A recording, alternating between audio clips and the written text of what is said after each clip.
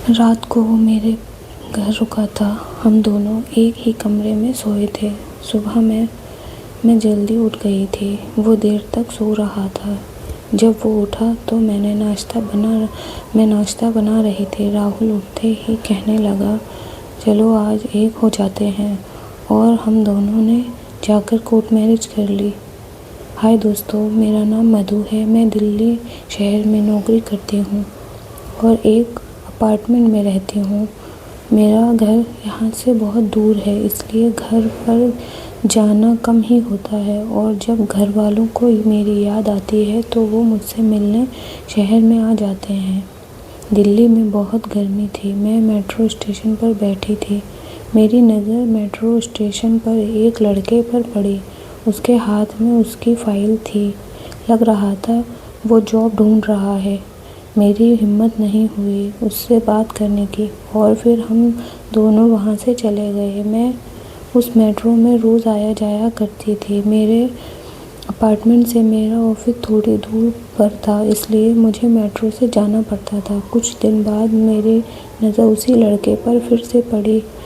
इस बार मैं metro station पर नहीं बल्कि मेट्रो के अंदर थी। जब मैंने उसे देखा, उसके हाथ में फिर से वही फ़ाइल थी। मैं इस बार खुद को रोक नहीं पाई और उसके पास जाकर बैठ गई और मैंने उसे बोला, हाय, मेरा नाम मधु है। लगता है आप नौकरी की तलाश में हैं। मैंने आपको एक बार पहले भी देखा था, तब भी आपके हाथ में यही फ़ाइल थी और आज भी यही फ़ाइल है।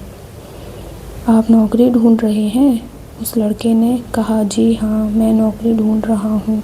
मैं बहुत परेशान हूँ। 1 महीना हो गया है भटकते हुए, पर कहीं नौकरी मिल नहीं रही। उसने मुझे अपना नाम बताया। उसका नाम राहुल था। मैंने उससे पूछा, तुम कहाँ से हो? तो उसने बताया, मैं जयपुर से हूँ और नौकरी की तलाश में दिल्ली आया हूँ। पिछले साल ही मेरा BSc फाइनल हुआ है। अब नौकरी ढूंढ रहा हूँ। बहुत परेशान हूँ। मुझे नौकरी की बहुत ज़्यादा ज़रूरत है। मैं यहाँ अपने चाचा के पास नौकरी के लिए ही आया था। अब मुझे यहाँ पर 1 महीना हो गया है, पर नौकरी का कोई अता पता नहीं है। लगता है मुझे वापस जयपुर बिना नौकरी के ही जाना पड़ेगा। तब मैंने राहुल से कहा, अच्छा ठीक है, मेरे ऑफिस में भी वैकेंसी है।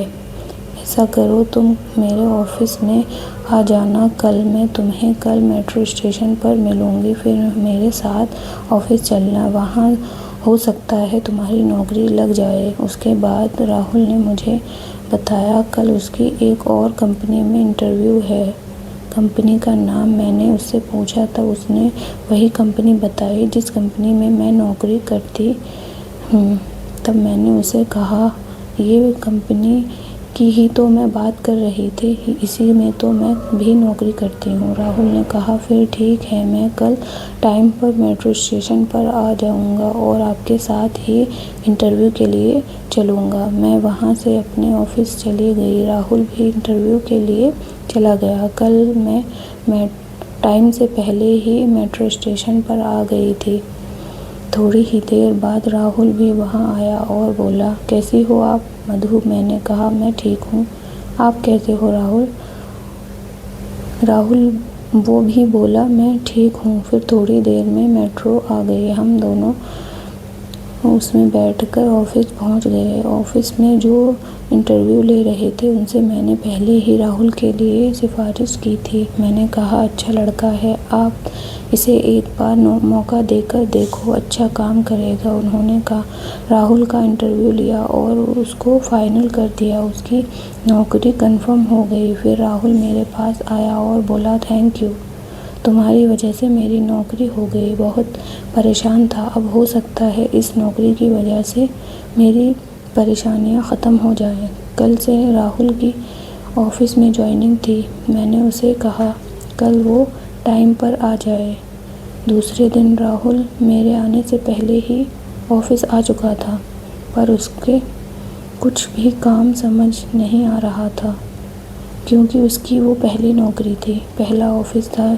जब मैं ऑफिस पहुंची तब राहुल मेरे पास आया और मुझसे बोला, किस तरह काम करना है, थोड़ा सा मुझे गाइड कर दो। फिर मैंने उसको सब कुछ समझाया और सब काम करने का तरीका सिखाया। वो समझदार और बुद्धिमान था, इसलिए जल्दी ही समझ गया। लंच का टाइम हुआ, मैं राहुल के पास आई।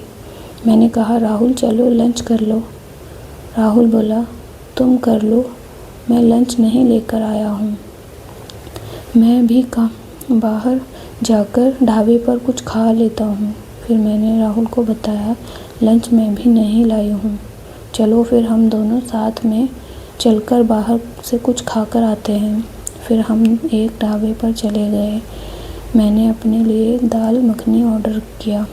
जब राहुल से पूछा क्या खाओगे तो वो बोला, मेरी भी पसंदीदा दाल मखनी ही है, मैं भी वही खा लूँगा। उसकी पहली नौकरी थी और वो 1 महीने से नौकरी ढूंढ रहा था, इसी वजह से उसके पास पैसे कम थे। फिर राहुल से मैंने कहा, कोई बात नहीं है, अभी मैं पे कर दूँगी, तुम बाद में मुझे दे देना। वो मान गया और फिर हम दोनों ने अच्छे से खाना खाकर ऑफिस वापस आ गए। छुट्टी का टाइम हुआ, हम दोनों साथ में ऑफिस से निकले, मेट्रो स्टेशन पहुँचे। मेट्रो में बैठकर राहुल और मैं अपने अपने घर के लिए चले गए। राहुल के चाचा का घर थोड़ा दूर था, इसलिए उसको टाइम लगता था। मेरा अपार्टमेंट पास में ही था, मैं जल्दी पहुंच जाती थी। एक दिन ऑफिस की तरफ से दिवाली की पार्टी थी। राहुल, मैं और बाकी ऑफिस के सभी एम्प्लॉयज़ पार्टी में आए। राहुल उस दिन कुछ अलग लग रहा था, क्योंकि वो 3 पीस सूट पहनकर आया था, जो उससे पहले मैंने उसको उन कपड़ों में अब तक नहीं देखा था। वो हैंडसम लग रहा था, मेरी नज़र उससे हट ही नहीं रही थी। वो जहाँ भी जाता मेरी नज़र उसी पर पहुँच जाती। पार्टी ख़त्म होने में बहुत समय था। राहुल लड़कों के साथ बिज़ी था, मैं वहाँ बोर हो रही थी। फिर मैं एक जगह अकेली जाकर बैठ गई। राहुल ने थोड़ी देर बाद मुझे देखा, मैं सबसे अलग बैठी हूँ। वो सब कुछ छोड़कर मेरे पास आकर बैठ गया और बोला, क्या हुआ, सब एंजॉय कर रहे हैं, तुम अकेली क्यों बैठी हो? तब मैंने उसको बताया कि मैं बोर हो रही हूँ, पार्टी में मज़ा नहीं आ रहा, मेरा दिल कह रहा है कहीं और चली जाऊँ घूमने के लिए। फिर राहुल ने मुझसे कहा, चलो ठीक है, फिर मैं तुम्हारे साथ चलता हूँ। मैंने कहा, कहाँ चलें, रात भी हो गई है। तो वो बोला, तुम्हारा मन नहीं लग रहा है, इसीलिए कहीं बाहर चलते हैं। राहुल के पास कोई गाड़ी या बाइक नहीं थी, मैं भी कैब या मेट्रो से ही आती जाती थी। इसी तरह ऑफिस से निकलकर हम दोनों बातें करते हुए टहलते टहलते समुद्र के किनारे पहुंच गए। हम थोड़ी देर वहां बैठ गए और एक दूसरे के बारे में सब कुछ जानने लगे। राहुल एक मिडिल क्लास परिवार से था। उसने बताया था कि मेरा आज से पहले कोई गर्लफ्रेंड नहीं थी। एक लड़की स्कूल में थी जिसे राहुल पसंद करता था, पर वो थोड़ा अमीर परिवार से थी, इसलिए राहुल की वहाँ पर बात नहीं बनी और वो अलग हो गए। उस दिन से राहुल सिंगल ही है। फिर मैंने अपने बारे में भी सब कुछ बता दिया।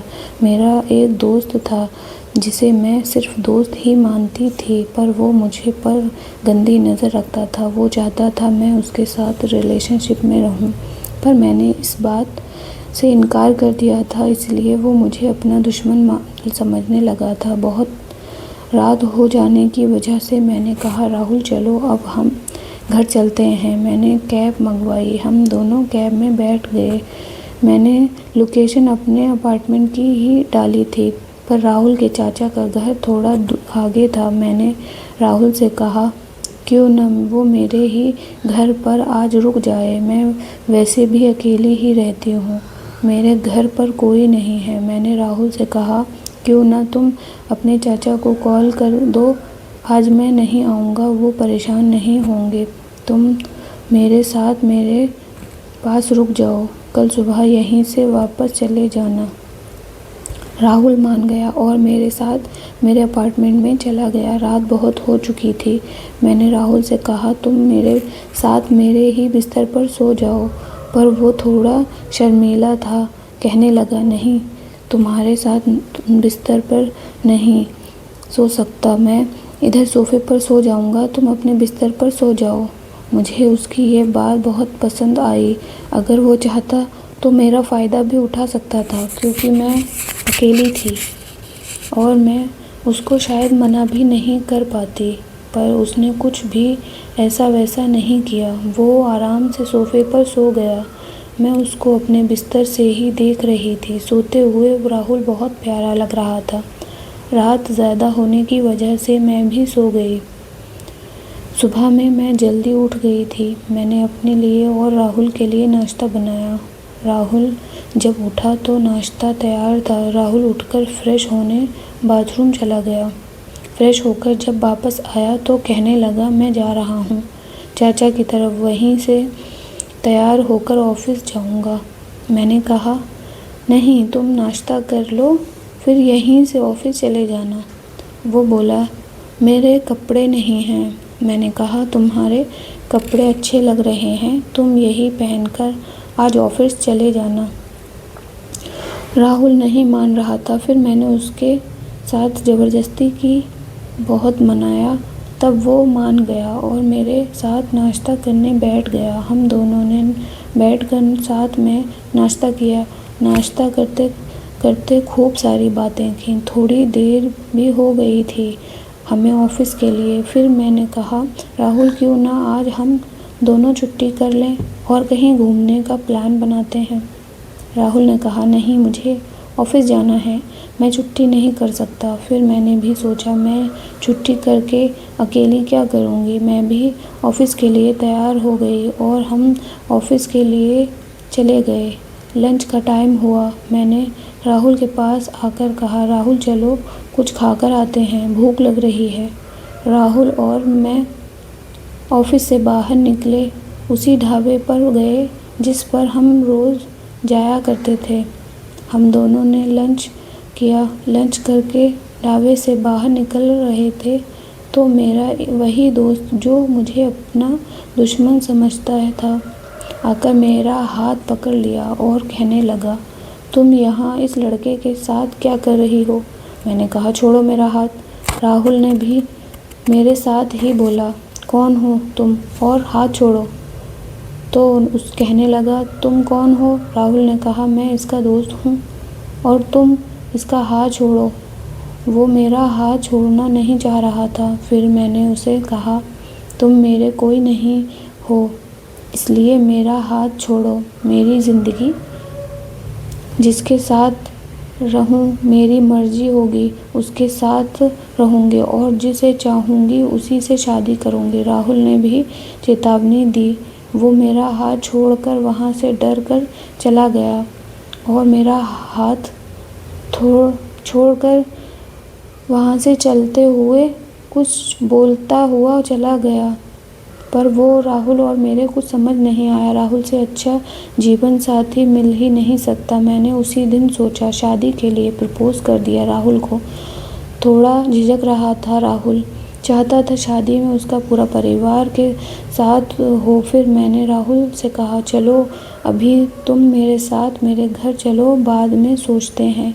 राहुल उस रात मेरे साथ में आ गया। मैंने उसे कहा, तुम अपने घर वालों से कहोगे मैं शादी कर रहा हूँ, वो अभी नहीं मानेंगे, और अगर मैं अपने घर वालों को कॉल करके बताती हूँ मैं शादी कर रही हूँ, वो मुझे लेने के लिए यहाँ तक आ जाएंगे और हमारी शादी में बहुत सारी दिक्कतें आएंगी और हो सकता है शादी भी ना हो। इसलिए मैं कह रही हूँ अभी शादी कर लेते हैं, बाद में सबको बता देंगे। राहुल थोड़ा सा परेशान हो गया। फिर मैंने उसको समझाया, तब वो मान गया और अगले दिन सुबह होते ही मैं तैयार होकर बैठ गई। राहुल जब उठा तो मैंने बताया, आज ही हम शादी करेंगे। राहुल भी मान गया और उठकर नाश्ता करके हम दोनों कोर्ट मैरिज के लिए चले गए। वहाँ पहुँचे, मैंने अपने एक करीबी दोस्त को बुलाया था। उसके सामने हम दोनों ने कोर्ट मैरिज कर ली और हम एक हो गए। कोर्ट मैरिज के बाद राहुल मेरे साथ ही रहने लगा। जब उसके चाचा ने पता करवाया राहुल घर पर क्यों नहीं आता है तो उनको हमारी शादी के बारे में पता चल गया। चाचा ने राहुल के घर वालों को फ़ोन करके उसको सब कुछ बता दिया। घर वाले राहुल से बहुत नाराज़ हुए और